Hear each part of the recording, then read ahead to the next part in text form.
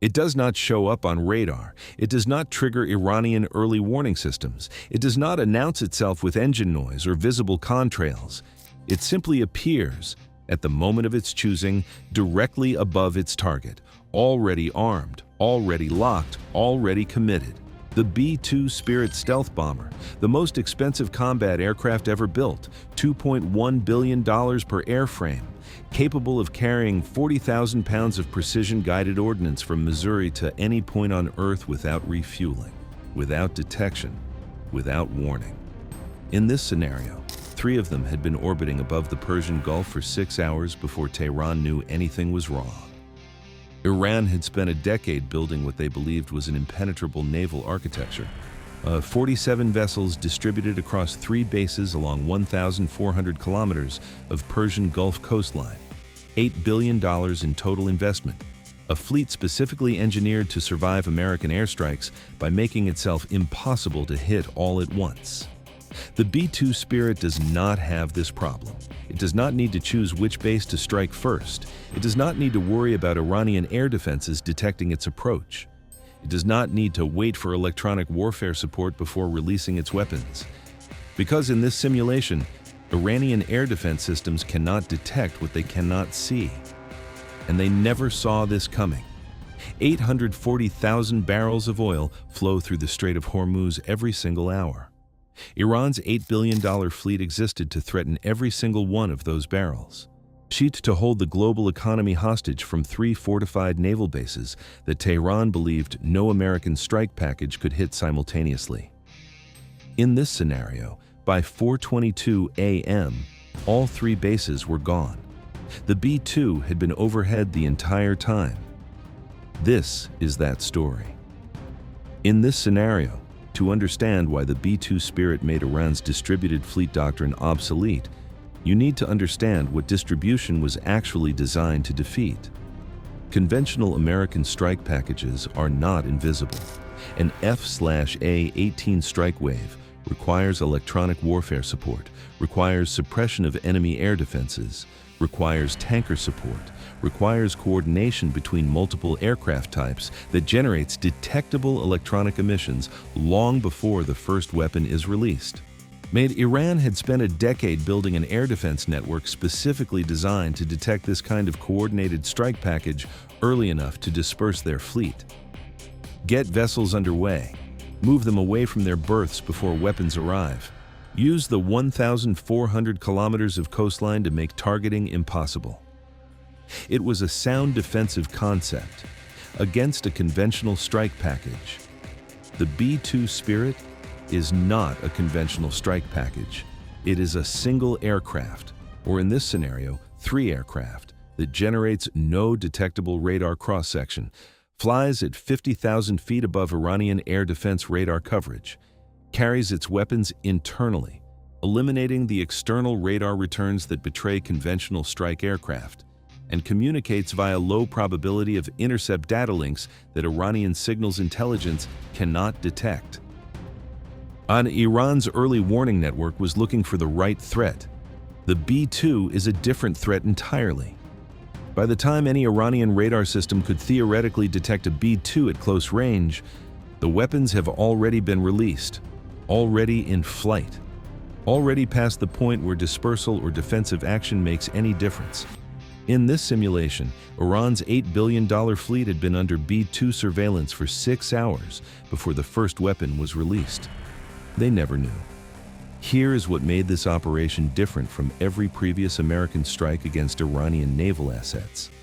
The weapon that defined this engagement was not the B-2 itself. The B-2 is the delivery platform. The weapon was the GBU-57 massive ordnance penetrator combined with the JDAM guidance kit fitted to conventional Mk-84 2,000-pound bombs. But more importantly, the targeting data. In this scenario, 11 weeks of combined intelligence collection had built a complete picture of Iran's naval architecture. Satellite thermal imaging identifying which vessels were at their berths at any given hour. Signals intelligence mapping every communication frequency used between the 3 bases.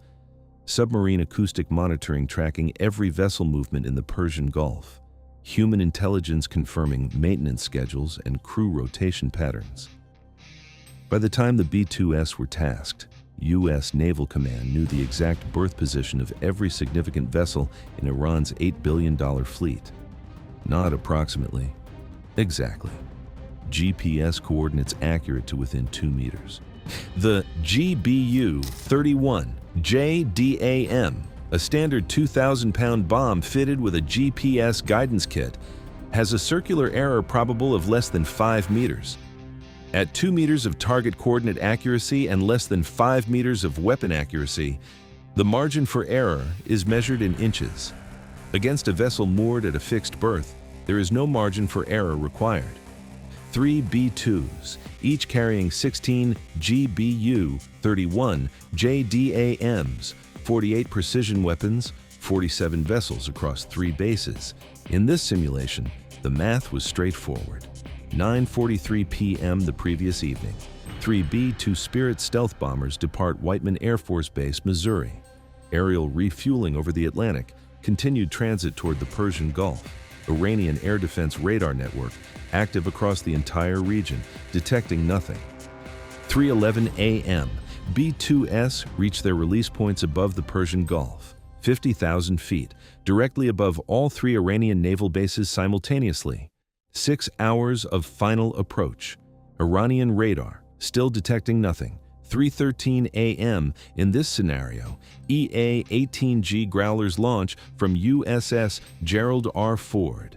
Not to support the B-2s, the B-2s do not need electronic warfare support. The Growlers are launching to handle the aftermath, to prevent Iranian radar systems from tracking the weapons in flight, to sever Iranian communication networks the moment the strikes begin, to ensure that the vessels attempting to get underway after the first detonations cannot coordinate a response. 3:17 a.m. EA-18G Growlers activate all 3 Iranian naval bases, electronically blind in 8.1 seconds. 3:18 a.m. B-2 number 1 releases first weapon package over Bandar Abbas. 16 GBU-31 JDAMS. Weapons bay doors open for 1.4 seconds. Close. The B-2 continues on its flight path. No change in radar cross-section, no detectable emissions. The weapons fall in complete silence from 50,000 feet.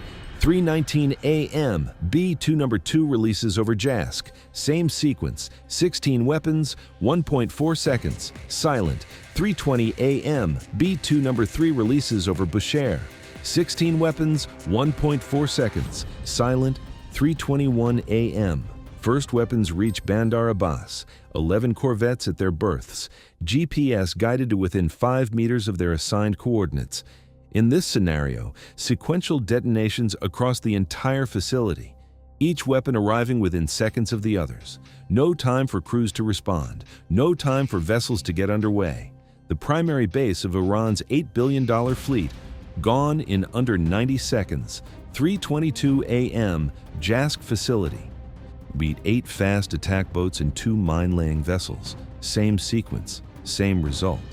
The facility Iran had built specifically as a backup to Bandar Abbas, neutralized. 3:23 a.m. Bushehr, Iran's southern naval anchor, both frigates, the single most expensive assets in Iran's fleet, at their berths. Exactly where 11 weeks of satellite imagery had confirmed they would be. Both neutralized. 3:24 a.m. P-8A. Poseidon detects 4 Iranian fast attack boats at sea attempting to return to Bandar Abbas. F/A-18S, already airborne from USS Gerald R. Ford intercept. All 4 neutralized before reaching port. 3:27 a.m. USS Indiana transmits active sonar pings toward 2 Iranian Kilo-class submarines at sea. In this simulation, both begin emergency withdrawal toward shallow coastal waters. 3:31 a.m. Tomahawk cruise missiles from USS Gerald R. Ford reach Iran's submarine maintenance facility at Bandar Abbas. In this scenario, the facility that kept Iran's Kilo submarines operational, gone. 4:22 a.m. Final damage assessment complete. 3 B-2s, 48 weapons, 3 bases, 47 vessels. In this simulation, Iran's $8 billion fleet, gone. The B-2s never triggered a single Iranian radar return. Iranian air defense never fired a single missile, because they never knew the B-2s were there until the weapons were already in the water. In this scenario, Iranian air defense commanders faced a question at sunrise that had no comfortable answer. How do you defend against something you cannot detect? Iran's air defense network, built around Russian-supplied S-300 systems and domestically developed Bavar 373 batteries, was designed to detect and engage conventional strike aircraft, fast movers, low-altitude ingress, detectable radar returns, electronic emissions from targeting systems.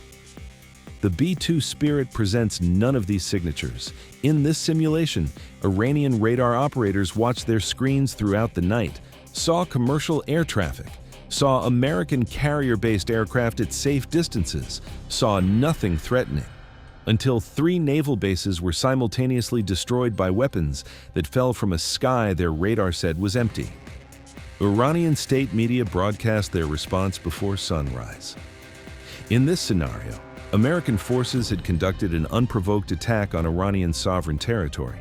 Iran's naval forces remained fully operational. The Islamic Republic would respond at the time and place of its choosing. Satellite imagery published by Allied intelligence networks showed 3 Iranian naval bases, all 3 showing catastrophic damage consistent with precision-guided munitions. The frigate berths at Bushehr, empty water where 2 ships used to be.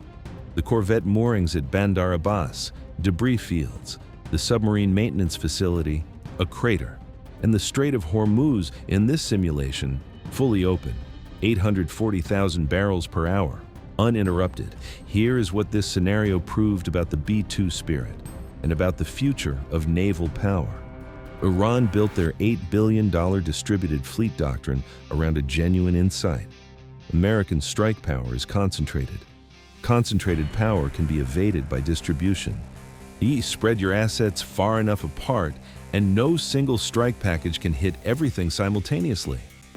It was the right answer to the wrong threat, because the B-2 Spirit is not a strike package.